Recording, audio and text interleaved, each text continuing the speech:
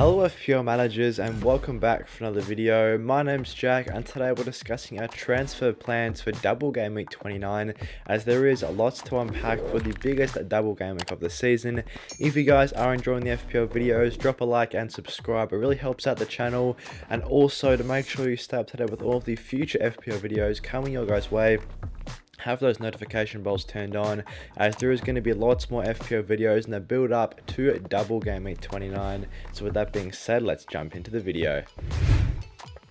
So today we're going to have a look back at our game week 28 side, discuss what worked well for us, and also have a look at some weaker points in the team, potentially some players that we are looking to move out of the squad before double game week 29, which we are looking to use a bench boost in. So the main goal of our transfer plans this week is to set up the team well for a bench boost without having to take a massive hit, or a few hits in fact, just to maximize the amount of points that we can get from the bench boost. Try and have as many good players with good fixtures on the bench as we can.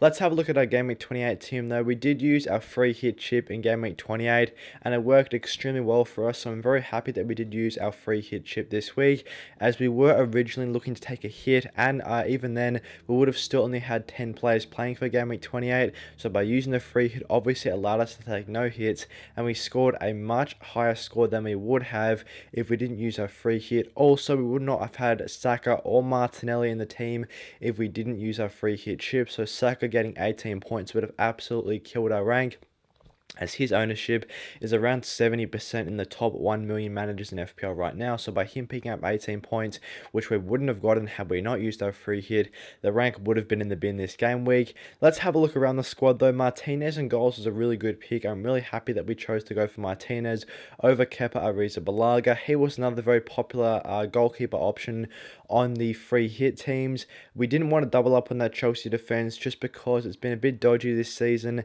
and that was the case as Chelsea did concede multiple goals at home.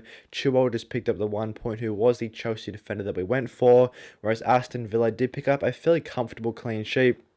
And Martinez also picked up 3 saves, so that allowed him to get the extra save point as well, bringing him up to 7. So very happy with Martinez. He was one of the players in the side that did give us one of the highest rank increases from this week, so very happy with him. Otherwise, Zinchenko and Trippier both couldn't provide returns in defense. A bit frustrating with Zinchenko. He was getting ready to get subbed off, and then Arsenal did concede right before he got subbed off, and then got taken out of the game just a couple of minutes after Arsenal did concede their first goal. So that was a bit annoying. If Zinchenko did come off just a couple of minutes early, he would have walked away with those clean sheet points. But nonetheless, 2 points, and not the best return from the Arsenal defender. Looking to the midfielders though, there was a lot more joy found in the middle of the park, as each of our 4 starting midfielders did pick themselves up attacking returns. Maddison, despite getting himself a yellow card, was able to record an assist, where he played in Harvey Barnes for a very well taken goal. So that was good to see there for James Maddison. Son as well was another premium option that we had on the team.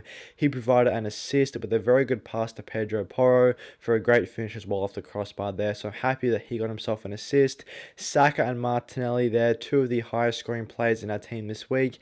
18 for Saka, 7 for Martinelli. Very, very good to see from the Arsenal lads. And I'm happy that I did have Saka in the team, as I touched on, as looking at our actual side, the only Arsenal attacking player that we had was Martin Odegaard. He did blank in this game, so by having Saka and Martinelli, it did allow us to have a pretty good rank increase as well, especially with Martinelli, as his ownership is only around 40% inside the top 1 million. So pretty happy there with Gabby Martinelli, 7 points. Looking to the lads up top, the differential in Watkins also provided an assist. That was good to see there with 5 points. And Harry Kane did take our captain's armband. He got 6, doubled up to 12. So overall, a very, very good week for us. 65 total points. And it has seen us take a 220k green arrow up to 690k now. We obviously used our free hit as we discussed. And let's have a look at some transfer plans for our team coming in to double game week 29. So obviously after using our free hit chip, we only have one free transfer available for Double Game Week 29, but nonetheless, I still am looking to make multiple moves this week just to try and strengthen the bench as much as possible and have the best possible team for the bench boost in Double Game Week 29, which as I touched on earlier, we are going to be activating the bench boost chip this week, and the team already has 9 Double Game Week players. Once we make these 2 transfers, we'll have 11 Double Game Week players and 4 single game week players all on the bench, which are 4 very, very good options. It's going to be Ramsdale with Leeds at home, Odegaard's also there with Leeds at home, Haaland's on the bench as well, so it is a very, very strong bench currently. So pretty happy with having to activate the bench boost chip this week, as we have some great single game week players on the bench with a really good chance for FPL points. Any week where you have Erling Haaland on the bench, you know the team must be very, very strong. So I'm very much looking forward to Double Game Week 29 coming up.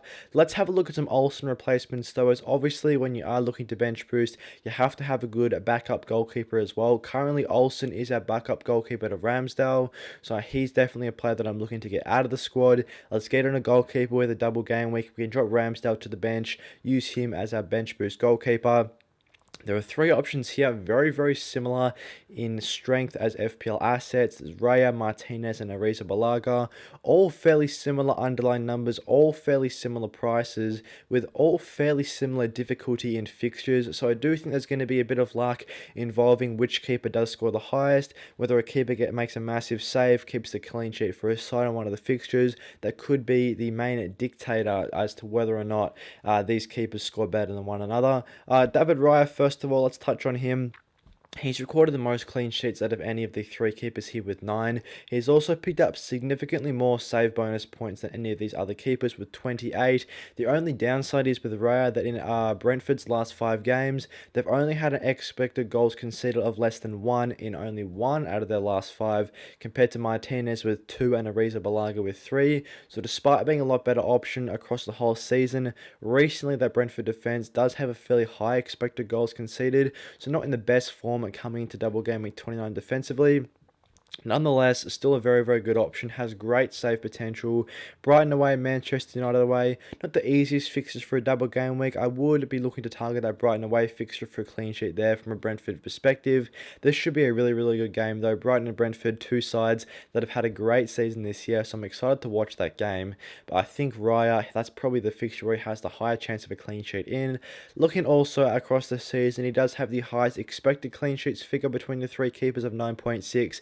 Keep in mind, Raya and Martinez do have a significantly higher amount of minutes than Kepa Arrizabalaga this year. Also, expected goals conceded, he does have a slightly lower figure than Martinez. Not a massive difference there, but it is slightly better. And he does have a better predicted points for Double Game Week 29 than Martinez with 8.1, compared to Martinez with 7.0.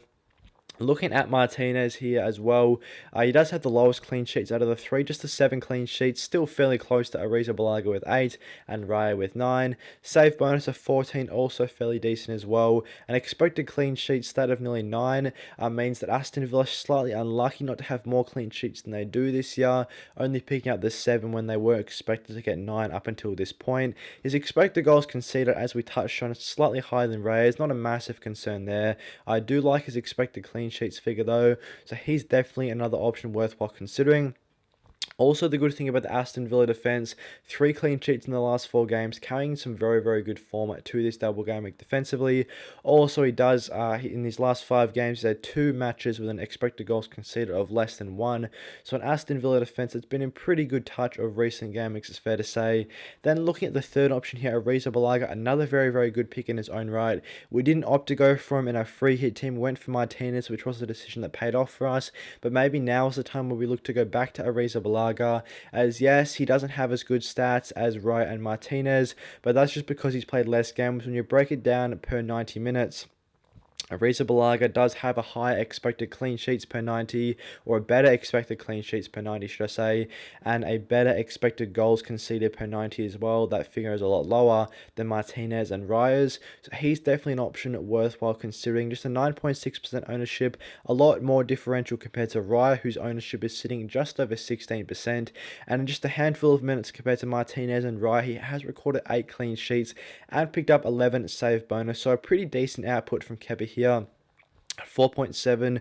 Obviously, he's the cheapest of the three goalkeepers and arguably has the best fixtures for double game week 29. Yes, Liverpool at home is not the easiest one from a defensive perspective, but Aston Villa at home, definitely the best fixture here out of any of the double game weeks for each of these three goalkeepers. A great chance for a clean sheet here, Aston Villa at home. Also, Liverpool at home. Yes, it's not the easiest fixture, but I could see this game finishing in a 0-0 draw. A lot of these Liverpool-Chelsea games are fairly low scoring historically. So maybe Chelsea could pick up a clean sheet in this one. So that's also an option to keep in mind. There is Kepa. All three very, very good goalkeeper picks. Right now, as far as my alternate replacements go, it could go either way with any of these options. Potentially right now, slightly leaning towards Kepa, as I think he has slightly better fixtures. And of course, his per 90 stats are slightly better than the other goalkeepers. As you can tell, all very, very close with their numbers.